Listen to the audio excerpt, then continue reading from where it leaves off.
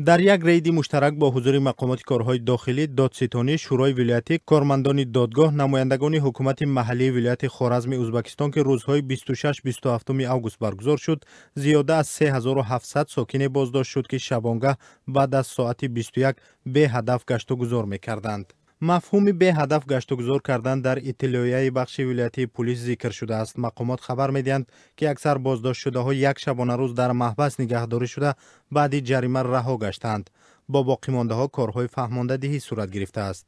як вакили дифоъ аз шаҳри Урганҷ ки нахост номаш зикр шавад гуфт, кормандони мақомот барои боздошти наздики 4000 одам танҳо ба хотири он ки шабонгоҳ сайру гашт мекунанд, асоси ҳуқуқӣ надоштанд.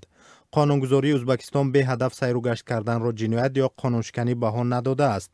агар дар кишвар ҷанг набошад ва қӯди шабгардӣ эълон нашуда бошад, шабгардӣ қонуншиканӣ нест.